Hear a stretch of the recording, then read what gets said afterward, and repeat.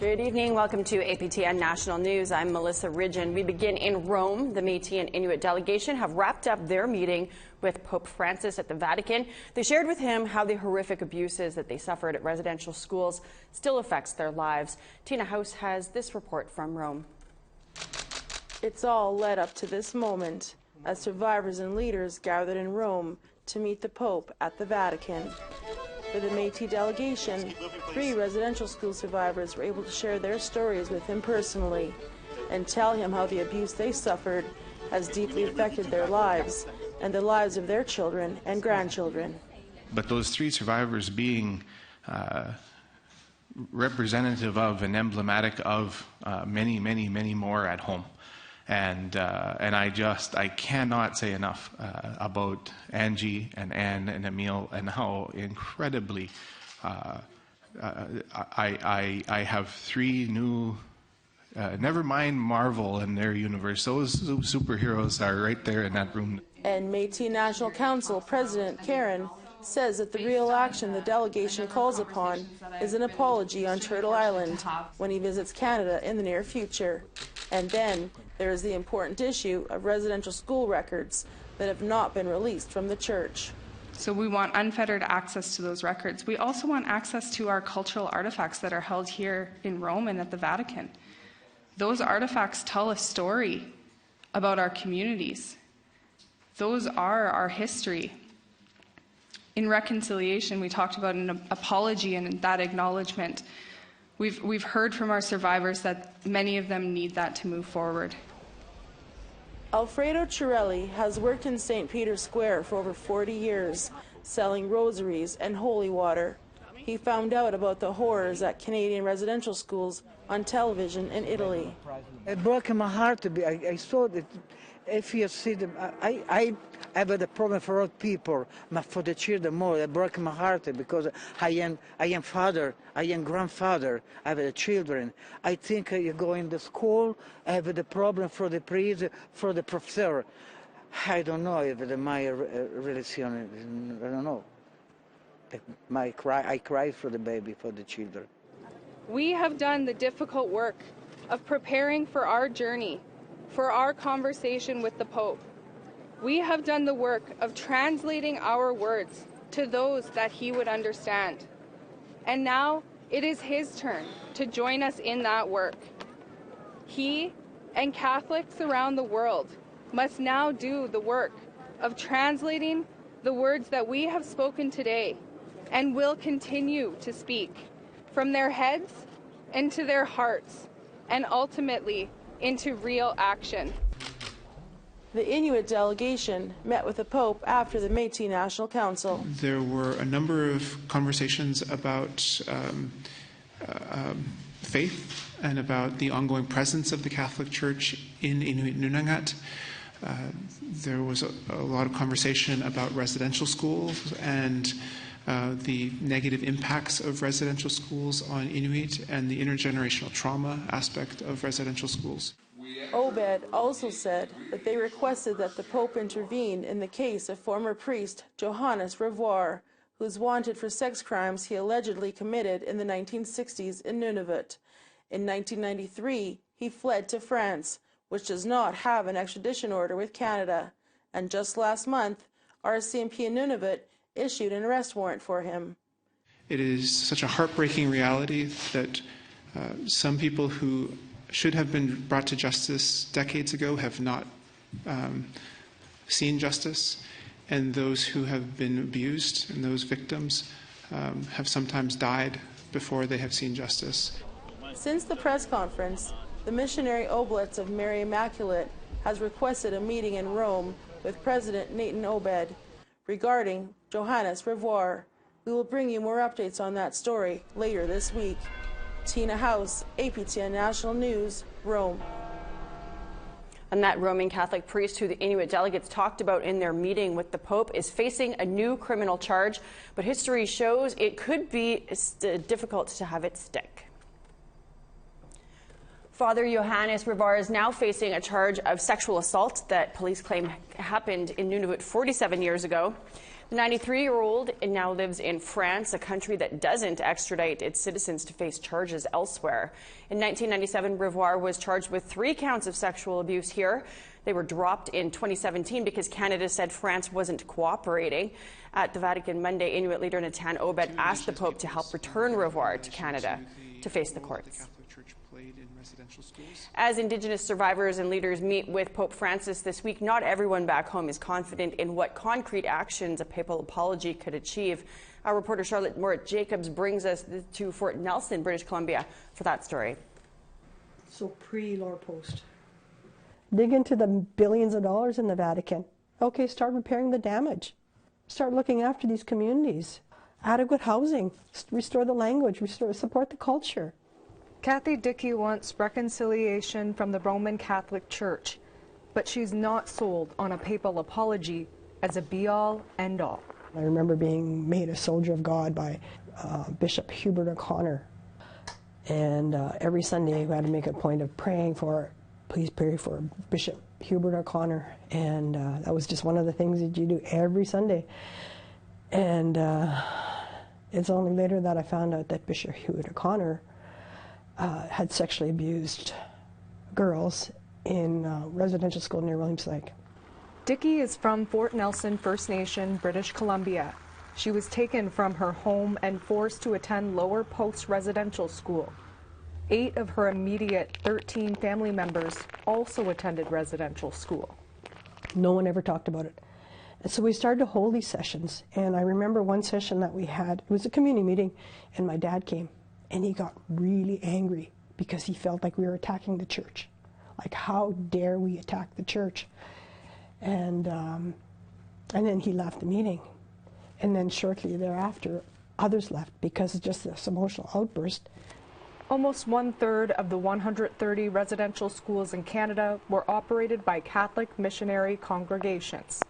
This week, Métis, Inuit, and First Nations delegates are in Rome speaking with the Pope on the cultural genocide inflicted on Indigenous people because of residential school. What's he going to say? What could he possibly say to repair all the damage he's done to generations of our families and our communities? Like, they've destroyed so many lives, and they continue to do it. They just continue to do it. What can be done? Dickey suggests worldwide education and acceptance of Indigenous ways of being. One more thing I think it's really important that the Catholic Church do is to acknowledge and value Native spirituality. And all those die-hard Catholics that are just totally against any other religion, other way of thinking, any other spirituality, you need to open that door. Because if you're just judging and condemning, you're not a Christian, you're not a Catholic, you don't go to church on Sundays. That's so wrong. Well, there are undeniable effects of intergenerational trauma in her community. Dickey says she's hopeful that cycles will be broken. This is Charlotte. Hi. With love and family unity. Charlotte Moritz-Jacobs, APTN National News, Fort Nelson First Nation. Disgraced fashion mogul Peter Nygard's legal woes are far from over. Though he's already being held in a Toronto jail, he appeared before a Montreal judge today in a virtual court hearing to face additional sex charges. In a hearing held at the Montreal courthouse, 80-year-old Nygard was charged with 1 count of sexual assault and 1 count of forcible confinement. The incident allegedly took place in Montreal in the late 1990s. The victim's identity is protected by a publication ban. Nygard is being held on at least 6 charges in Canada of sexual assault. He's also facing extradition to the U.S., where another class action lawsuit is pending. An APTN investigation a year ago revealed that at least 2 Indigenous women in Winnipeg filed police complaints against Nygard. No charges came from those complaints. Well, none of Nunavut's long-standing challenges happen in isolation, whether that is housing or infectious disease. As our Kent Driscoll reports, when those long-standing problems begin to stack up, that's when a community can suffer. Punukto Nunavut is located on southeast Baffin Island, less than an hour from Iqaluit by air. Home to just under 1,500 people, it provides one of the prettiest views in the territory. Right now, the community is under pressure from two serious illnesses at once, COVID-19 and tuberculosis. The overall effect is that a lot of people are required to be in isolation. And that really has a considerable impact on the work environment and also the schools. But we are managing reasonably well. Like, our essential services are being all provided. And that is water, sewage from the hamlet, and as well as the medical services. So the essential services and also the stores are operating. The COVID may be clearing up, but the government of Nunavut's COVID tracking makes certainty impossible. During this most recent wave of COVID-19, Nunavut has drastically scaled back contact tracing and testing. Last week had the government reporting 9 active COVID cases in Penticton. This week, just 2. The actual number is much, much higher, according to the mayor. We had reported to us that we're roughly, that this was last Monday, 47 COVID active within the community. And I think 23 symptomatic cases. We asked the government of Nunavut to tell us just how many active cases of tuberculosis there are in Penticton. They didn't respond. Schools and offices remain open. The only way things are going to improve is with more housing. Overcrowded conditions are where both TB and COVID thrive. And many of the homes have 10, 12 people living there, where there is 3 or 4 people to 1 bedroom. And that speaks for itself and very well explains the acuity of our tuberculosis situation. Penticton needs about 100 homes just to catch up to demand. Nunavut as a whole needs 3,000 homes to do the same. The federal government recently promised to fund 300 homes for Nunavut. The territorial government says they're going to build 1,000 homes during their term of office. None of that reaches the demand, which means for the meantime, infectious disease in Nunavut will spread at a higher rate than other regions because overcrowded homes are where those illnesses thrive. Ken Driscoll, APTN National News, Iqaluit. A parliamentary committee is exploring the inclusion of Indigenous languages on election ballots. On Tuesday, it heard from Elections Canada. Chief Electoral Officer Stéphane Perreault told the committee Indigenous languages are included on posters and at polling stations, but not currently on ballots. Nunavut NDP MP Lori Idlut addressed the committee in Inuktitut. She said that many elders in her constituency don't speak English. In response, Perreault had this to say. I do believe, as I said at the outset, that the presence of Indigenous languages at the polls is an important element of making sure that the voting experience is reflective of their identity. And to me, that is a significant step in the process of reconciliation. I'm not saying that everything can happen immediately. I think we need to work on this, but as I said, I'm committed, Madam Chair, to working on this and increasing the presence of Indigenous languages. We need to take a break, but first a word from our reporter in Italy. Tanse, I'm Tina House in Rome, Italy. Stay tuned to APTN National News all week as we bring you stories from the Vatican as Indigenous leaders and survivors meet with the Pope on their walk for reconciliation.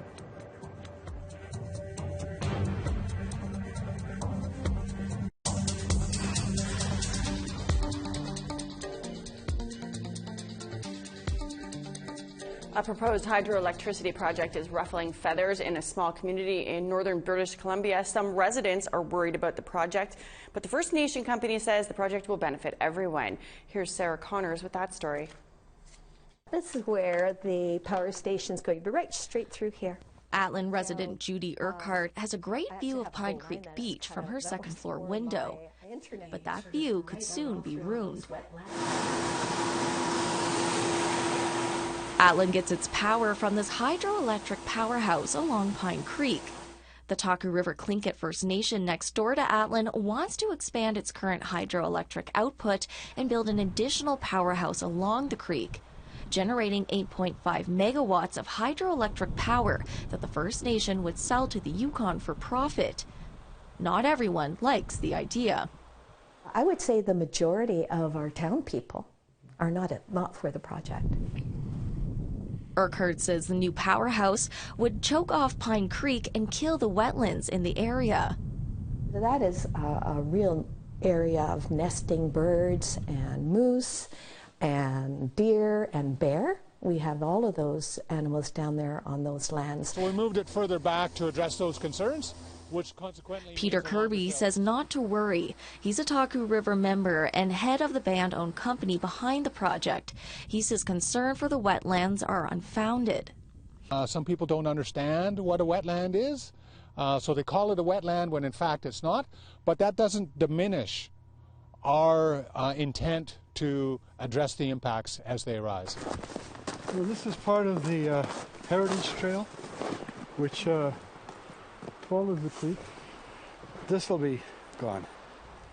Town resident Paul Lucas wonders why the new powerhouse is being built at all. They're willing to actually drive it, clear cut this entire area, blast thousands of tons of rock, drive a penstock into the recreational and environmental area, build a power plant meters from people's residences, and pump a pot of warm water into Allen Lake for 2.8 megawatts. But Kirby says that powerhouse is needed. Anytime there's an expensive project, you need to try to generate as much revenue as you can.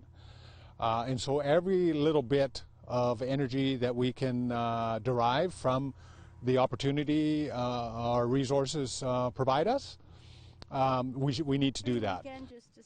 First Nation spokesperson Charmaine Thom says there is always opposition to projects like this, but if approved, it will help fight climate change. If we all start taking care of the land and we all start putting in towards doing things differently where we're not adding to the emissions, I feel like we're moving in the right direction. This pole is a slide gate that controls the amount of water that can go into the penstock. Kirby echoes that it will benefit everyone by reducing greenhouse gas emissions. But I think if anybody pulls out of the personal, the local, and looks at what does this project mean for the world, for the region, and for future generations, there's no question this is a wonderful project. In the coming months, the Taku River Tlingit will hold a joint clan meeting to decide whether or not the project goes ahead. Sarah Connors, APTN National News, Atlin, British Columbia. An Indigenous-led group held a rally today at the Manitoba Legislature in opposition to a proposed silica sand mine at the Hullahwater First Nation territory. Camp Morningstar held the press conference following an unanswered letter they sent to the Manitoba Premier back in November regarding concerns raised about Canadian Premium Sand's proposed silica sand mining project. Some of those concerns include having meaningful consultations with community members and the fear of losing a community trap line, as well as the general health of area residents. Just to draw attention to the rest of the population of Manitoba and Canada that what is being proposed in our backyard is, as we see it, will be very destructive. An awareness, further education to the public that silica sand mining is not healthy for anybody. Certainly not for the people who live in the backyard of where they're proposing to extract silica sand. We've reached out to the Premier's office for a comment about the mine project, but did not hear back by airtime. Well, environmental and social organizations from across Canada are calling on the federal government to reject a proposed Bay du Nord offshore drilling project. The proposed project is located in the Flemish Pass Basin. That's around 500 kilometers northeast of St. John's, Newfoundland. If approved, it would be Canada's first deepwater drilling site and expected to produce as many as 200,000 barrels of oil a day. Last week, a panel of organizations opposing the project said it would result in serious environmental impacts like pollution. Amy Norman, an Inuk member of the Labrador Land Protectors, says the project will prevent future generations from inheriting the land. I want to be able to teach my grandchildren how to ice fish. If we continue to pursue oil and gas, if we continue to green light and greenwash these horrible polluters, my grandchildren will have nothing to inherit. There won't be any ice to fish on. And as an Inuk, I cannot sit by while that happens. We need to take a break, but still ahead, a peek at tonight's face-to-face. Stay with us.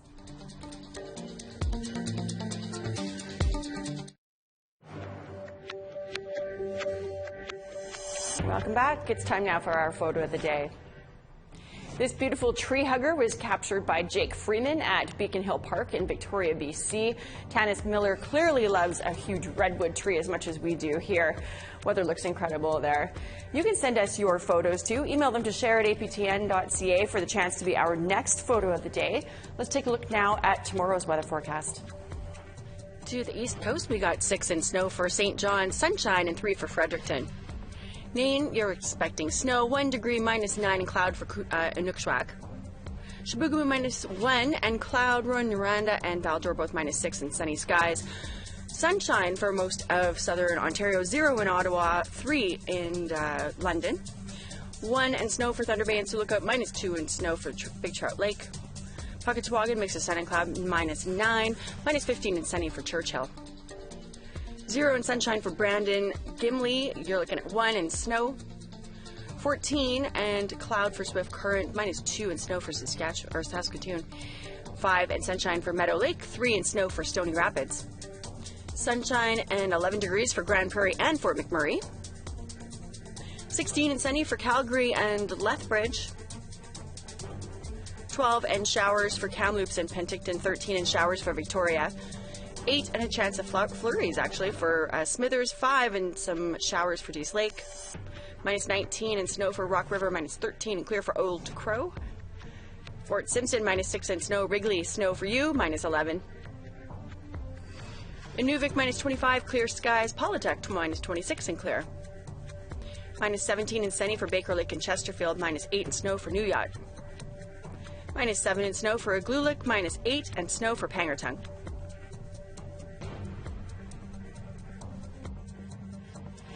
A new episode of Face to Face is just minutes away. Tonight's guest is Letitia Wells, a former civil servant who is now one of the lead plaintiffs in a proposed class action lawsuit against the federal government. Wells is alleging widespread discrimination and a climate of fear and intimidation amongst the workforce at Indian Oil and Gas Canada. I don't think that the government has hiring practices that allows authentic Indigenous people to get through their doors. Those positions are reserved for pretend Indians or Indians that claim to have some type of identity within them but have no proof. It's illegal to ask a person claiming Indigenous identity within the government for proof. So there is a pattern being developed that a lot of non-Indigenous people are telling other non-Indigenous people to claim Métis status. It's an easier foot in the door. That's a wrap for your news tonight. You can stay tuned right now for that episode of Face to Face with Dennis Ward. I'm Melissa Ridgen. We're always glad you can join us. Have a great night.